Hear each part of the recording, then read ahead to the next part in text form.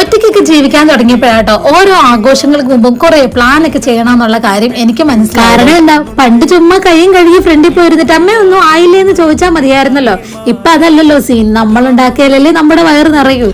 ഓർക്കുമ്പോ കൊതിയാവുന്നു കേട്ടോ. ഇനി എപ്പോഴല്ലേ അങ്ങനെയൊക്കെ ഒന്ന് ഇരുന്ന് ആസ്വദിക്കാൻ പറ്റുന്നത്. പക്ഷെ ഇതിലും ഒരു രസമൊക്കെ ഉണ്ട് കേട്ടോ. എനിക്ക് ഭയങ്കര ഇഷ്ടമാണ് ഇങ്ങനെ ഉണ്ടാക്കിയിട്ട് നമ്മളിങ്ങനെ കൊടുക്കുമ്പോൾ അവര് നല്ലതാണെന്നൊക്കെ പറയുന്ന കേൾക്കാൻ ഭയങ്കര ഇഷ്ടമാണ്. അതൊരു ഇൻസ്പിറേഷനുമാണ് കേട്ടോ. നമ്മുടെ കൂടെ ഈസ്റ്ററിന് കഴിക്കാൻ വേണ്ടി ഞങ്ങളുടെ ഒരു ഫ്രണ്ടും കൂടെ ഉണ്ടായിരുന്നു. പിന്നെ നമുക്ക് നമ്മുടെ ഒരു സന്തോഷം കണ്ടെത്തണമല്ലോ. അതിനുവേണ്ടി വൈകുന്നേരം ഞങ്ങളുടെ എന്റെ റോബിനും ഒക്കെ ആയിട്ടൊന്ന് വെളിയിൽ പോയിട്ട് നമുക്കിന്നൊരു സിനിമ കാണാമെന്ന് വിചാരിച്ചു. ഞങ്ങൾ ആടുജീവിതമാണ് കാണാൻ ബുക്ക് ചെയ്തത് കേട്ടോ. അപ്പൊ അതിനു മുമ്പ് ഒരു അരമണിക്കൂർ സമയം ഉണ്ടായിരുന്നത് കൊണ്ടും അത് വെറുതെ കളയണ്ടല്ലോ എന്ന് ഓർത്ത് എന്തെങ്കിലും ഉള്ളിലേക്ക് ആക്കാന്ന് വിചാരിച്ചു അങ്ങനെ ഒരു KFC ഒക്കെ വാങ്ങിച്ച് കഴിപ്പ് തുടങ്ങി കേട്ടോ.